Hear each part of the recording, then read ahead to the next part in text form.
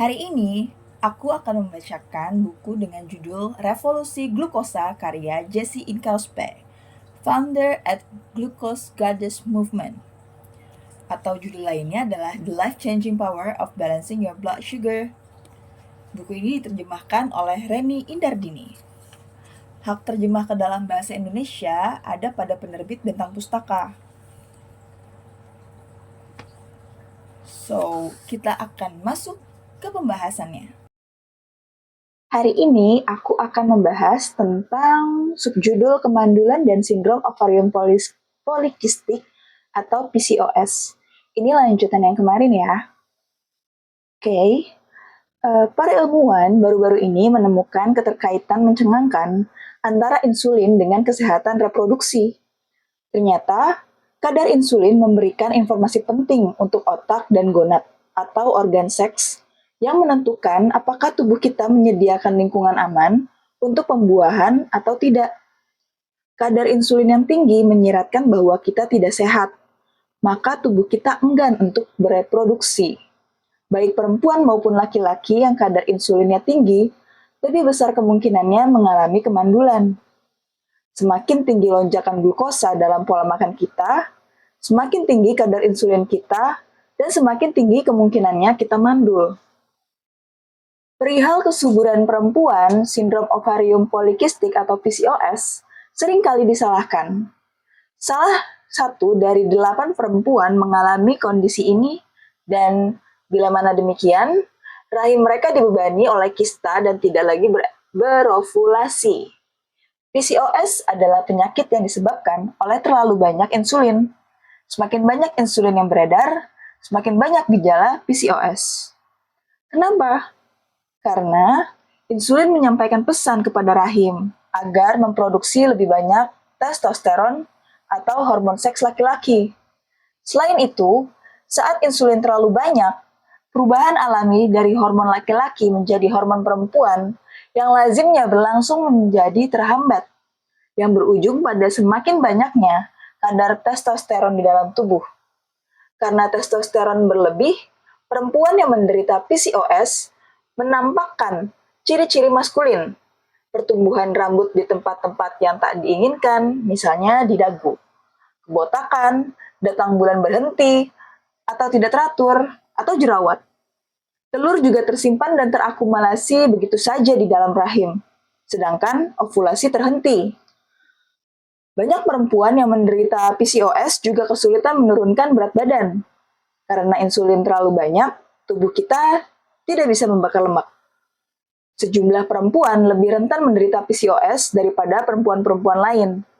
Atau tidak semua perempuan yang kadar insulinnya tinggi menderita PCOS. Tetapi dalam semua kasus, mengendalikan kadar glukosa bisa mengurangi gejala-gejala PCOS dan bahkan menyembuhkannya.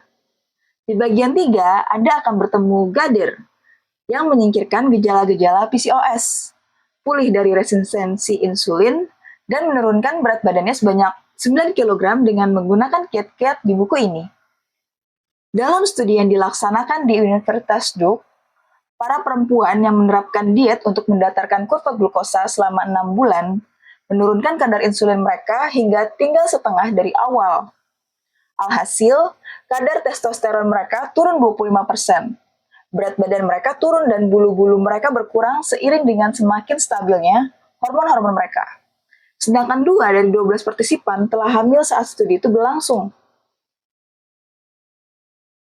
Untuk laki-laki, kadar glukosa yang tidak stabil juga terkait dengan kemandulan.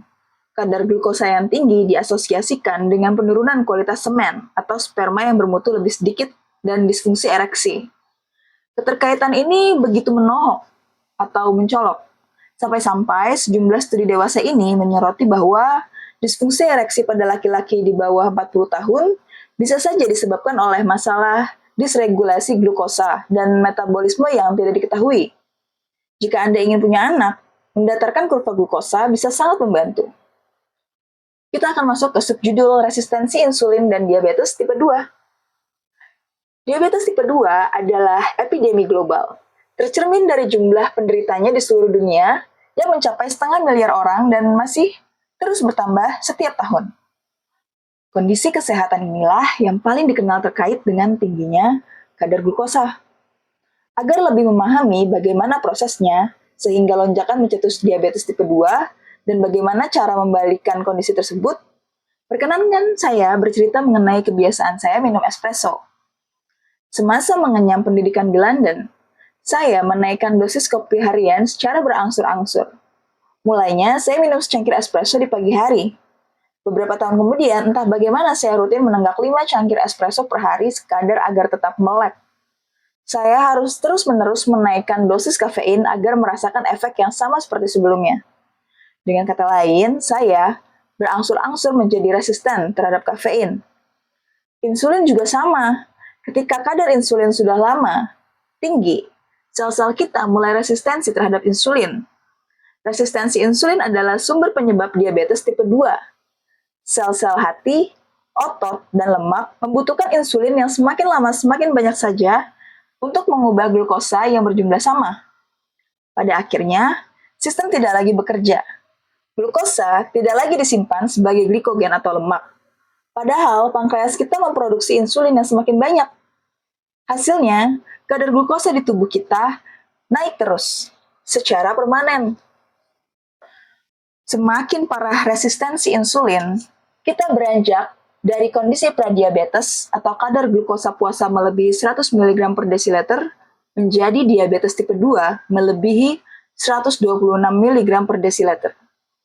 Pelan tapi pasti, dalam kurun bertahun-tahun, tiap lonjakan glukosa yang kita alami akan berperan dalam memperparah resistensi insulin dan meningkatkan kadar glukosa puasa di dalam tubuh kita. Metode yang umum tetapi keliru dalam perawatan diabetes tipe 2 adalah memberi pasien lebih banyak insulin. Ini menurunkan kadar glukosa untuk sementara, karena memaksa sel-sel lemak atau loker penyimpanan besar tersebut untuk terbuka dan menimbun lebih banyak. Alhasil menyebabkan berat badan naik. Terciptalah lingkaran setan. Dosis insulin semakin dinaikkan, menyebabkan berat badan pasien semakin naik. Tetapi akar masalah yaitu kadar insulin yang tinggi tidak ditangani. Memberikan tambahan insulin memang membantu penderita diabetes tipe 2. Dalam jangka pendek, menurunkan kadar glukosa sesudah makan. Namun, dalam jangka panjang, justru memperburuk kondisi. Terlebih lagi, kita sekarang tahu bahwa diabetes tipe 2 adalah penyakit inflamasi. Semakin banyak inflamasi, proses yang dicetuskan oleh lonjakan glukosa, semakin parahlah kondisi diabetes. Oleh sebab itu, masuk akal apabila pola makan yang mengurangi asupan glukosa dan alhasil menurunkan produksi insulin bermanfaat dalam memulihkan diabetes tipe 2. Pada tahun 2021, ulasan dari 23 uji klinis menegaskan bahwa cara paling efektif untuk membalikan diabetes tipe 2 adalah dengan mendatarkan kurva glukosa. Ini lebih efektif daripada diet rendah kalori atau diet rendah lemak, misalkan, kendati diet tersebut ampuh juga. Dalam sebuah studi, para penderita diabetes tipe 2 yang mengubah pola makan dan mengurangi lonjakan glukosa, mengurangi suntikan insulin hingga setengah dalam waktu 1 hari saja. Jika Anda sedang menjalani pengobatan, berkonsultasilah kepada dokter Anda sebelum mencoba kiat-kiat di buku ini. Sebagaimana yang Anda lihat, perubahan bisa terjadi sangat cepat. Pada tahun 2019, Asosiasi Diabetes Amerika atau ADA mulai menganjurkan pola makan yang mendatarkan kurva glukosa. Berpatokan pada bukti menjanjikan bahwa pola makan seperti itu bisa membalikan diabetes tipe 2. Sekarang kita tahu bahwa untuk membalikan diabetes tipe 2 dan resistensi insulin, kita perlu mendatarkan kurva glukosa. Di bagian 3, Anda akan belajar caranya, bahkan tanpa perlu berpantang makanan yang Anda gemari. Subjudul Perlemakan Hati Non-Alkohol. Dahulu, penyakit hati hanya menjadi masalah untuk orang-orang yang banyak minum alkohol. Akan tetapi, pada abad ke-21, situasi berubah. Robert Lustig, seorang ahli endokrinologi, dihadapkan pada fakta yang mengherankan ini selagi berpraktik di San Francisco pada akhir 2000-an. Sejumlah pasiennya menunjukkan gejala-gejala penyakit hati, padahal mereka bukan peminum berat. Malahan, banyak di antara mereka yang berusia di bawah 10 tahun. Dia belakangan menemukan fakta bahwa fruktosa berlebih bisa menyebabkan penyakit hati, sama seperti alkohol. Untuk melindungi kita dari fruktosa, sama seperti saat menghadapi alkohol, hati mengubah fruktosa menjadi lemak, alhasil menyingkirkannya dari peredaran darah. Tetapi, ketika kita berkali-kali memakan ini itu yang berkadar fruktosa tinggi, hati kita sendiri menjadi berlemak, sebagaimana yang terjadi ketika kita terlalu banyak mengonsumsi alkohol. Komunitas medis menamai kondisi baru ini sebagai perlemakan hati, atau non-alcoholic fatty liver disease atau NAFLD atau non-alcoholic steatohepatitis atau NASH. Kondisi ini ternyata amat lazim di seluruh dunia. 1 dari 4 orang dewasa menderita perlemakan hati non-alkohol pada orang-orang dengan berat badan berlebih. Kondisi ini malah lebih lazim. Lebih dari 70% di antara mereka menderita kondisi ini. Sayangnya, kondisi tersebut bisa bertambah parah seiring berjalannya waktu, menyebabkan kegagalan hati atau bahkan kanker. Agar pulih dari kondisi ini, hati perlu istirahat supaya sempat membakar cadangan lemak berlebih. Solusinya adalah dengan menurunkan kadar fruktosa kita dan mencegah lonjakan fruktosa lebih lanjut yang terjadi secara natural ketika kita mendatarkan kurva glukosa, atau karena fruktosa dan glukosa senantiasa hadir berbarengan dalam makanan. Subjudul Keriput dan Katarak. Apakah Anda tahu kenapa sejumlah orang berusia 60-an kelihatan seperti sudah berusia 70-an, sedangkan yang lain kelihatan baru berumur 45 tahun? Penyebabnya karena kita bisa memengaruhi kecepatan penuaan. Salah satunya dengan cara mendatarkan kurva glukosa. Lonjakan glukosa seperti yang saya jelaskan di bab terdahulu menyebabkan glikasi. Dan glikasi menjadikan kita lebih cepat menua dan kelihatan lebih tua. Misalkan saja ketika kolagen mengalami glikasi, molekul kolagen itu menjadi kurang lentur. Kolagen dibutuhkan untuk memperbaiki luka. Begitu pula untuk menyehatkan kulit, kuku, dan rambut. Kolagen yang merusak menyebabkan kulit kendur dan keriput. Semakin banyak glikasi, semakin kulit menjadi kendur dan keriput. Mencengangkan, tetapi benar begitu. Glikasi terjadi di mana-mana, di seluruh tubuh, termasuk di mata kita. Bila mana demikian, molekul-molekul di mata kita mengalami kerusakan dan mulai menempel satu sama lain.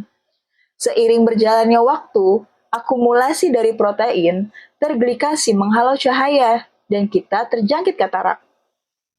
Sains, menurut sejumlah riset yang sudah saya bagi di sini, membantu kita meretas pesan dari tubuh. Luangkan waktu sejenak dan perhatikan. Bagaimana perasaan Anda? Bagian mana yang nyeri? Sistem apakah yang terasa loyo? Jika bisa bangun dengan perasaan prima tiap hari, bukankah Anda ingin selalu begitu? Kemungkinannya Anda termasuk di antara 88% orang dewasa yang kadar glukosanya tidak stabil dan mengalaminya tanpa mengetahuinya sekian banyak dampak dari lonjakan yang baru saya jabarkan, mulai dari efek samping jangka pendek hingga penyakit jangka panjang.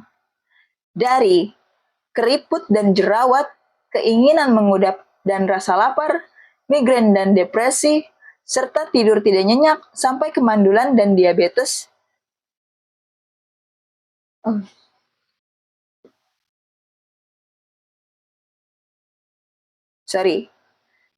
Dan diabetes tipe 2.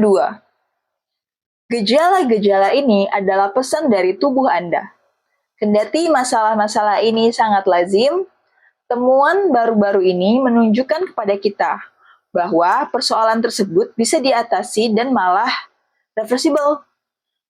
Pada bagian 3, saya akan menunjukkan kepada Anda bagaimana caranya memulai proses itu. Anda akan menemukan kiat-kiat makan yang akan membantu mendatarkan kurva. kembali terhubung dengan tubuh, membalikan gejala-gejala Anda, dan masih bisa menikmati makanan yang digemari. Saya berharap tidak lama lagi Anda akan bangun pagi dan merasa luar biasa. Karena itulah persisnya pengalaman Bernadette yang akan Anda jumpai sehabis ini.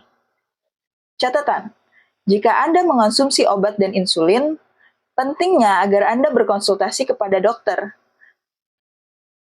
sebelum mencoba kiat-kiat berikut, karena kiat-kiat tersebut bisa menstabilkan kadar glukosa Anda dengan sangat cepat, sehingga dosis obat Anda mungkin akan perlu disesuaikan. Bagian 3. Bagaimana cara mendatarkan kurva glukosa?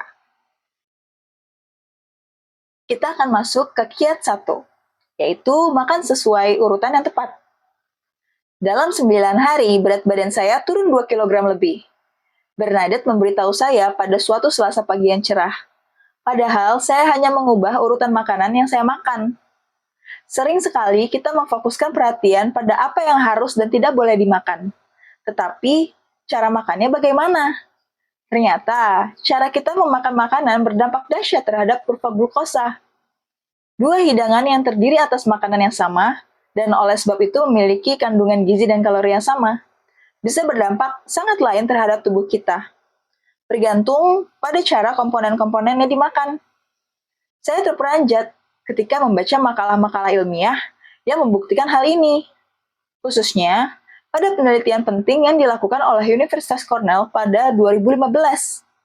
Jika kita memakan komponen-komponen dalam hidangan yang mengandung pati, serat, gula, protein, dan lemak sesuai urutan tertentu, kita mengurangi lonjakan glukosa total sebesar 73%, sekaligus mengurangi lonjakan insulin sebesar 48%.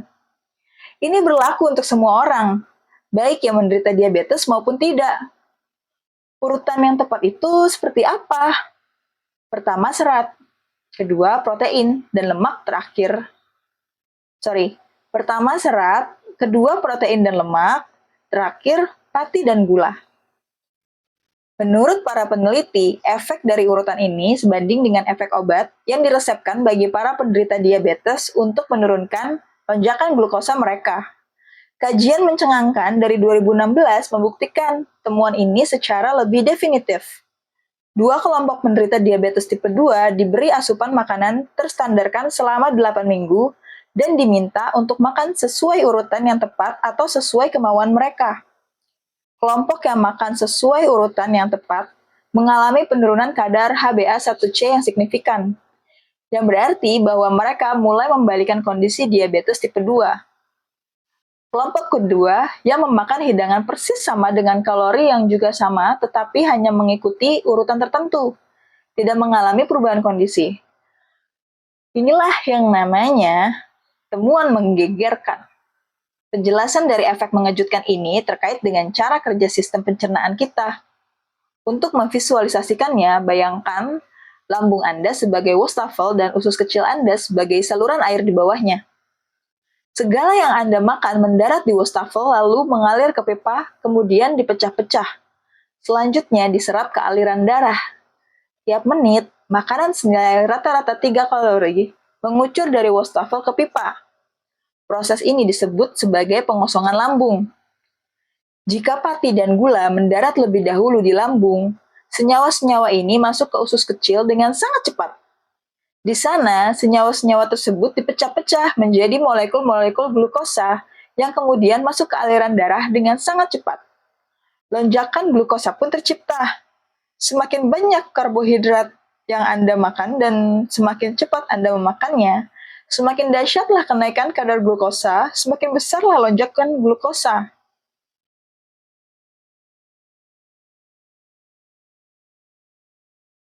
Misalkan di piring Anda tersaji pasta dan sayur mayur, dan Anda memakan pasta lebih dahulu kemudian brokoli. Pasta yang kaya akan pati diubah menjadi glukosa karena cepat dicerna. Brokoli kemudian bertengger di atas pasta dan menunggu gilirannya melewati saluran. Ketika Anda memakan karbohidrat terlebih dahulu, karbohidrat tersebut meluncur dengan mulus ke dalam usus Anda tanpa hambatan. Sebaliknya, mengonsumsi sayur mayur lebih dahulu, kemudian karbohidrat, secara signifikan mengubah proses di dalam tubuh kita. Mulailah dengan mengunyah brokoli. Brokoli adalah sayuran, sementara sayuran mengandung banyak serat. Seperti yang sudah kita lihat, serat tidak dipotong-potong menjadi glukosa oleh sistem pencernaan kita. Serat justru mengalir saja dari wastafel ke pipa, ke saluran limbah, pelan-pelan dan tanpa berubah. Akan tetapi bukan cuma itu. Serat memiliki 3 kekuatan super. Pertama, serat mengurangi aktivitas alfa amilase, enzim yang memecah pati menjadi molekul-molekul glukosa. Kedua, serat memperlambat pengosongan lambung. Ketika ada serat, makanan mengucur lebih lambat dari wastafel ke pipa. Terakhir, serat menciptakan massa kental di usus kecil.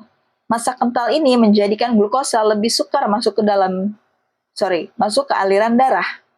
Melalui ketiga mekanisme ini, serat memperlambat pemecahan dan penyerapan glukosa yang mendarat di wastafel sesudah serat masuk.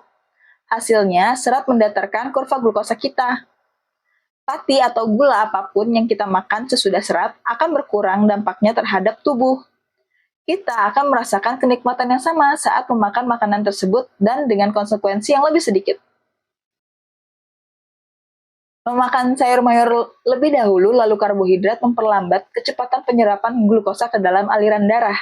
Alhasil mendatarkan lonjakan glukosa yang diasosiasikan dengan hidangan itu. Itu baru karbohidrat dan sayur mayur. Sekarang protein dan lemak. Protein dijumpai dalam daging, ikan, telur, susu dan turunannya, biji-bijian, kacang-kacangan, dan polong-polongan. Makanan yang mengandung protein seringkali juga mengandung lemak, sedangkan lemak dijumpai pula secara tersendiri dalam makanan seperti mentega, minyak, dan alpukat. Kebetulan ada juga lemak baik dan lemak jahat. Lemak jahat yang harus kita hindari terkandung dalam minyak jenuh dan sulingan seperti minyak canola, jagung, biji kapas, kedelai, kesumba, bunga matahari, biji anggur, dan bekatul. Makanan yang mengandung lemak juga memperlambat pengosongan lambung, sehingga memakannya sebelum alih-alih sesudah karbohidrat membantu mendatarkan kurva glukosa. Kesimpulannya, memakan karbohidrat sesudah yang lain-lain adalah langkah terbaik.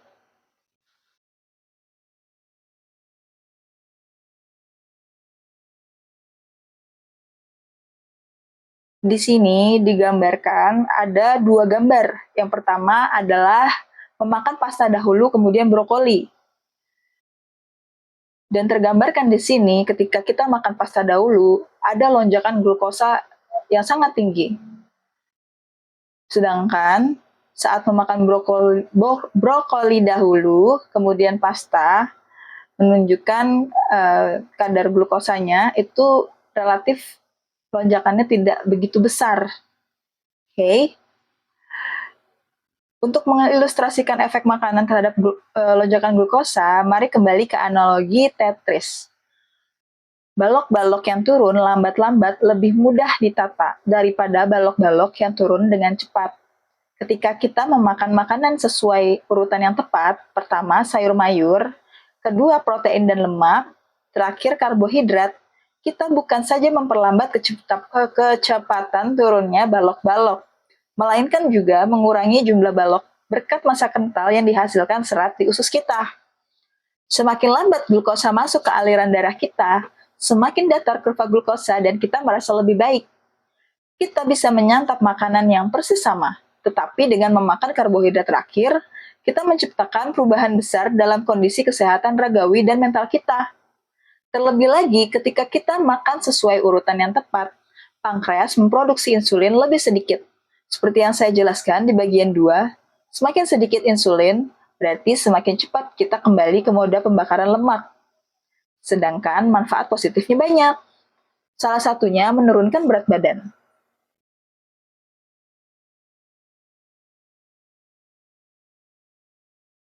Oke, mungkin sekian dulu dari aku karena kita akan masuk ke dalam subjudul Mari Berkenalan dengan Bernadette. Dan ini cukup panjang, jadi akan aku lanjutkan nanti ya bacanya. So, thank you yang udah dengerin sampai sekarang untuk revolusi glukosa. Dan ini udah episode yang ke-6 sekarang. Jadi stay tune terus, tetap dengerin supaya kita mendapatkan ilmu yang bermanfaat. Dan juga jangan lupa kurangi gula agar bisa sehat selalu sampai tua. Dan jangan lupa juga olahraga. Oke? Bye!